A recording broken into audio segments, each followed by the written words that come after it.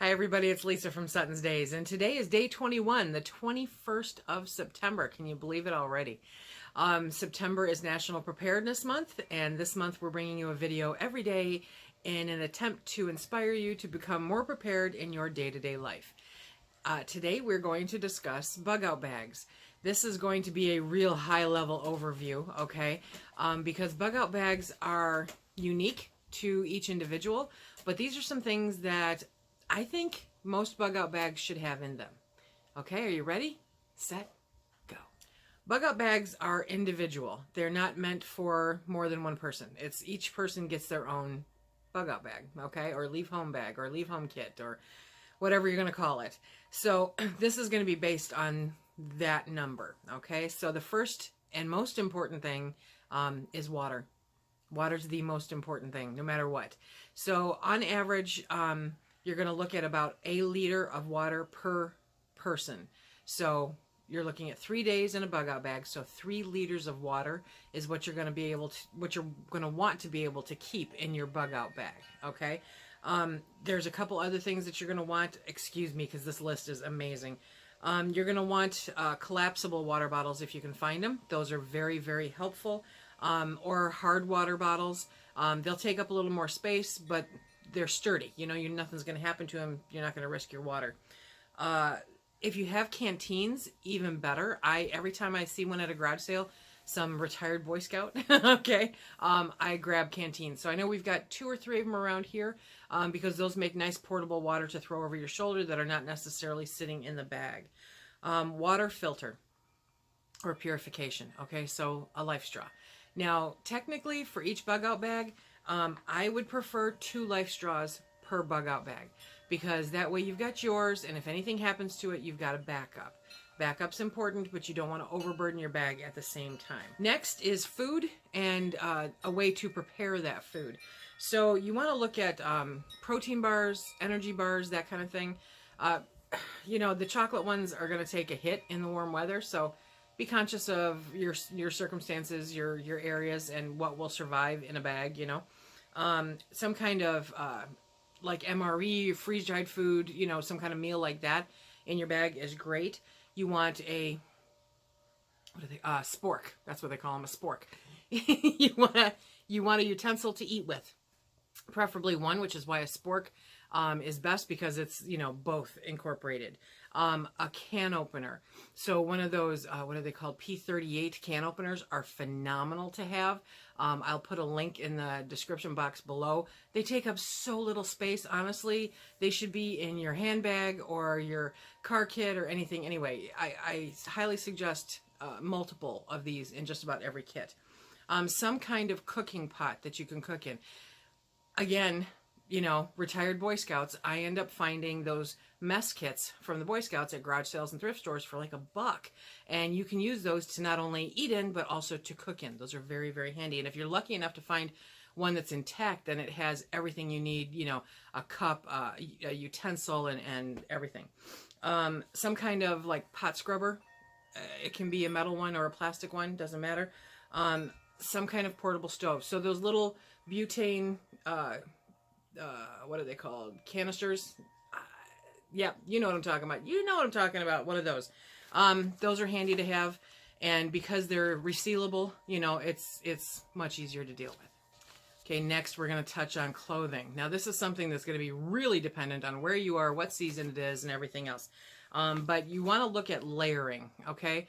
So if you're looking at wintertime, you want a pair of boots. You want a couple, 2, 3 pairs of socks.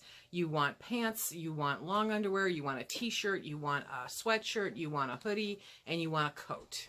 Another thing to put in there is extra underwear and gloves, like work gloves. Very handy to have. You want to protect your hands at all times.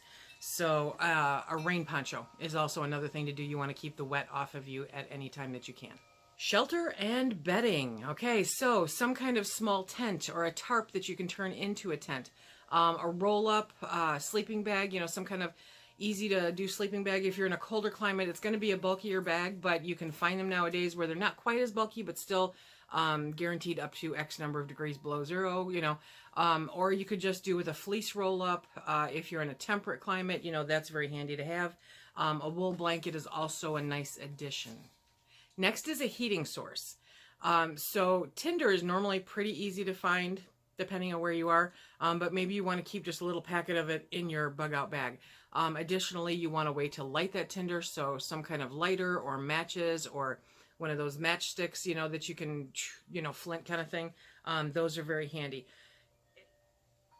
I would have more than one because, you know, 2 is 1 and 1 is none. You know, you've heard that saying before. So those are small, easy to lose, easy to misplace.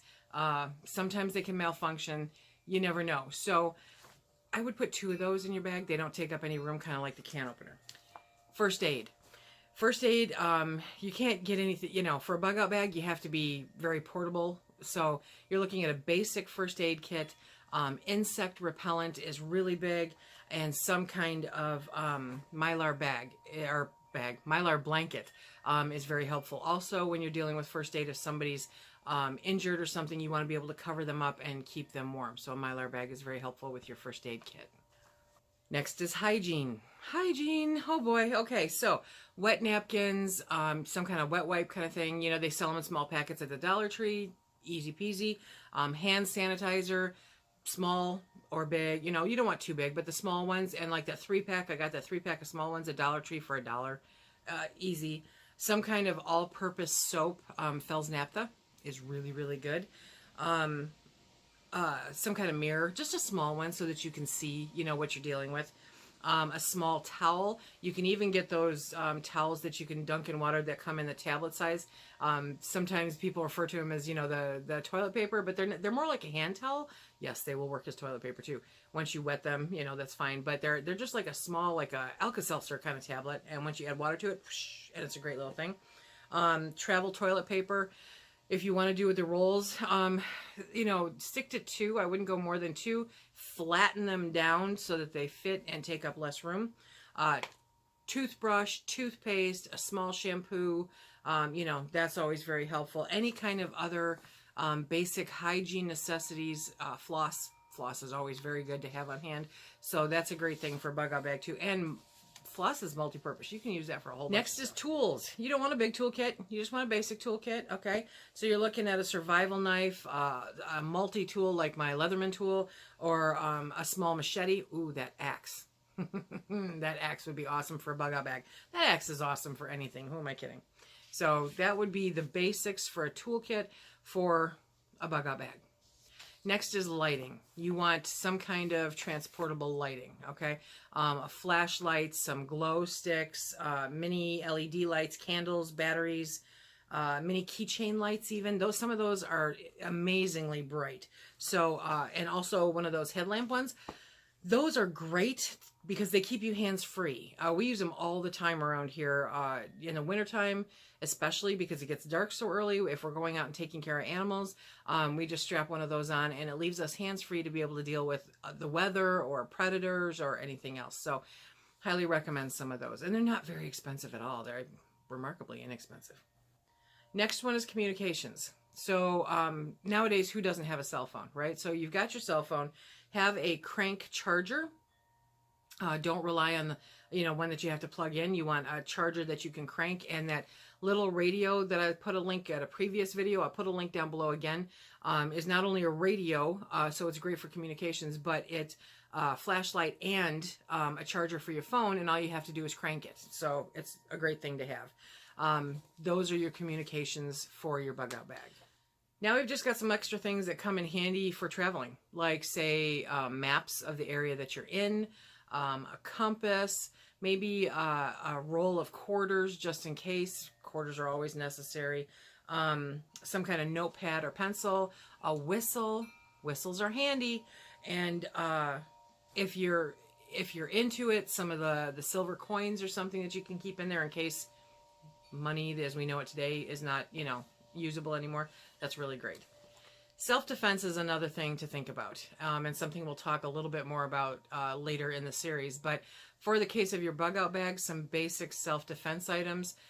If you are a gun owner, and a handgun is always handy to have in a bug out bag. Make sure you're licensed properly. But in case of some kind of severe emergency, I don't know that it would matter, but just in case, get yourself licensed properly.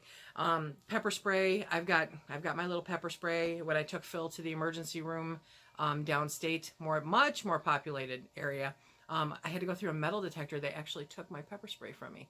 I even forgot it was in my bag. Some kind of ammunition, extra ammunition for the gun is also very helpful because, the ones that are in it are not necessarily, all you may need. So extra is always good. Okay, so here are just a few little odds and ends. Didn't really fit into a category so much, but they're handy to have. As always, duct tape. A roll of duct tape is a beautiful thing to have in a bug out bag, okay? A bandana or one of those scarves, those it's a headscarf. Anyway, scarf or a bandana. Cotton is preferable because it'll, wick the moisture. Paracord. Paracord's very handy, not very expensive at all. You can use it for all kinds of things, including creating shelter if you need to. Sunglasses, reusable bags, about 5 of them, give or take. Some kind of reusable bag that you can use. A small sewing kit. Those are everywhere. Fishing kit if you're into fishing.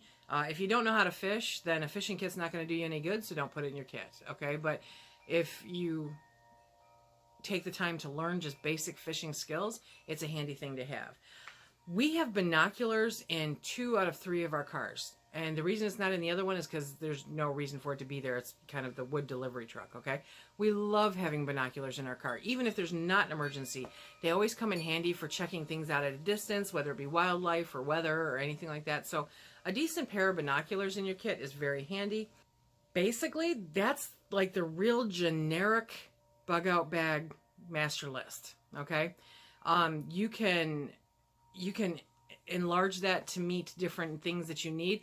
The one thing that you need to remember is that you have to carry this kit. So you don't want it to be too heavy. You want the basics in there for 3 days for survival.